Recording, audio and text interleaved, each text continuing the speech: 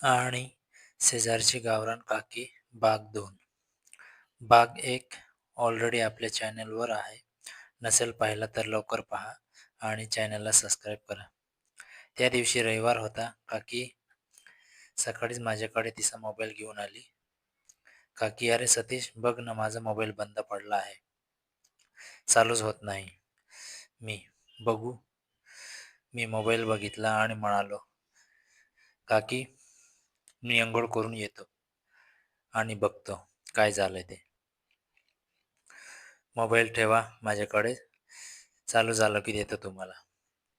सीमा काकी, हो चालेल, माझी पण कामं बाकी आहेत, येते मग नंतर. असं बोलून ती निघाली. ती जात असताना तिच्या शरीराकडे मी बघत राहिलो. काय तिची स्टाईल होती, एखाद्या हिरोईनसारखी वाटत होती. अंघोळ करून आल्यावर मी मोबाईल चेक केला, प्रॉब्लेम बघितला आणि माझ्या ज्ञानाप्रमाणे मी तो दुरुस्त केला. मोबाईल चालू झाला. मग मी तिच्या मोबाईल चेक करत होतो. तितक्यात आमच्या वाडीतील काकांचा टेक्स्ट मेसेज आला.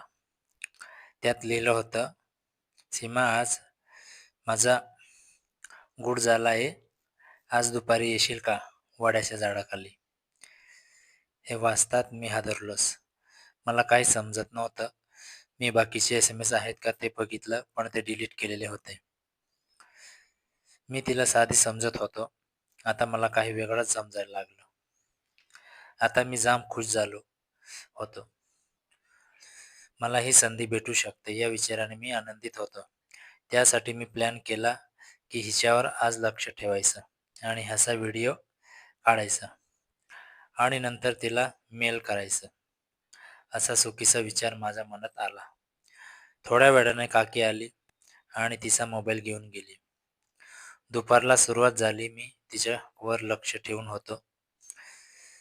मी माझं जेवण लवकर आटपून घेतलं होतं. मी बाहेर बघितलं की काकी जेवण झाल्यावर पटापट भांडी घासत होती. वाडीत दुपारी सगळं शांत वातावरण असतं. सगळे लोक घरीच विश्रांती घेत असतात. त्यामुळे काकाने दुपारची वेळ सांगितली होती. मी घराबाहेर पडलो. लपत छपत मी त्यांच्या लोकेशनला जाऊन पोहोचलो. वडाचं झाड खूप मोठं होतं आणि ते झाड वाडीपासून खूप दूर होतं. त्या भागात कोणीही येत नसे. वडाच्या पुढे ही मोठी झाडी होती आणि मागेही मोठी झाडी होती. मी हळूच मागच्या झाडीत जाऊन लपलो. मोबाईल हातात काढून ठेवला.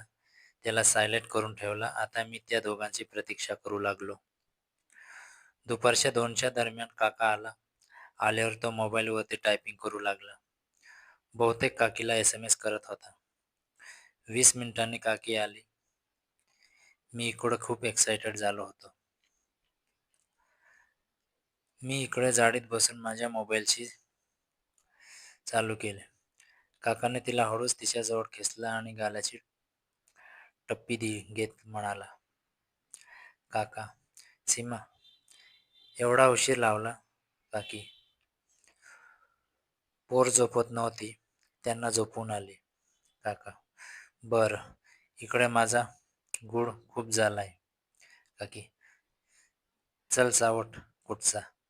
काका, मी खरंच नशिबान आहे. गावातील वाड्यातील पोरं लोक तुझ्या सौंदर्याची दिवाणी आहेत. प्रत्येकाच्या मनात तुला मिळवायची इच्छा आहे. काकी, मला सगळं कळतं. माझी पण मजबुरी आहे. माझा नवरा मला समाधानी करत नाही. शेवटी मी बाई आहे. माझ्या पण काही अपेक्षा आहेत. हे ऐकल्यावर माझ्या लक्षात आलं की काकी का बाहेर भेटायला येते. काका, आता फक्त बोलणार आहेस की मला मिठी देणार आहेस? हे बोलल्यावर काकी लाजली. मग काकाने सुरुवात केली. तिला घट्ट मिठीत घेतलं. दोघांनी जवळ येत गीत घेण्यास सुरुवात केली. मी बघत होतो. काका तिच्या मोठावर हात घेत होता आणि काकी त्याला साथ देत होती. ते दोघे एकमेकांतात पूर्ण गुंग झाले होते. काका तिच्या पाठीवर हात फिरवत होता. तिने हलकेच त्याला ढकलत हसत साथ दिली. दोघांच्या बोलण्यात आणि वागण्यात खूप जवळीक दिसत होती. काकी, तू माझी खूप काळजी घेतोस. काका, अगं तू खास आहेस. काकाने तिची साडी सील केली आणि तिला मिठीत घेत तिच्या मानेला देऊ लागला. काकी विवडत होती. ती हळूहळू भावनामध्ये गुंतत चालली होती. तिच्या तोंडून हळू आवाज निघत होते. तो तिच्या पाठीवरून हात फिरवत तिला अजून जवळ ओढत होता. दोघेही पूर्णपणे एकमेकांच्या सहवासात हरवले होते. वातावरण शांत होतं आणि त्या दोघांचा रोमॅन्टिक क्षण चालू होता. काकाने तिच्या खांद्यावर हात ठेवून तिला समोर वळवलं. तिच्या चेहऱ्यावर लाज आणि आनंद दोन्ही दिसत होते. तो तिच्या गालावर, मानेला आणि कपाळावर हलके घेत होता. काकी, हळू. काका, ठीक आहे ग सीमा. दोघेही काही वेळ एकमेकांच्या मिठीत उभे राहिले. त्यानंतर ते शांतपणे बसून बोलू लागले. त्यांच्या बोलण्यातून स्पष्ट दिसत होतं की ते दोघे एकमेकांना खूप दिवसापासून भेटत होते. काही वेळानंतर काकीने साडी नीट केली. काकी, चल आता निघूया. खूप वेळ झालाय. पोरं येतील आता तासाभरात. काका, सीमा, आता कधी भेटणार? काकी, सांगते वेळ मिळाली की.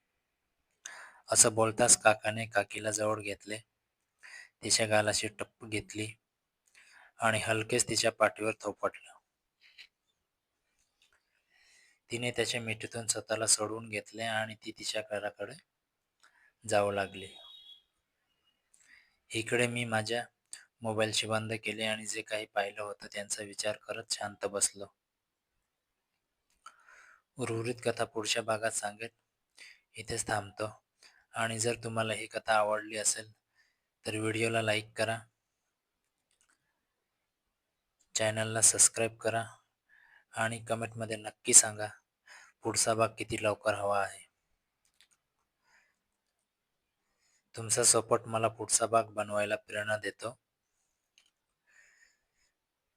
धन्यवाद मित्रांनो.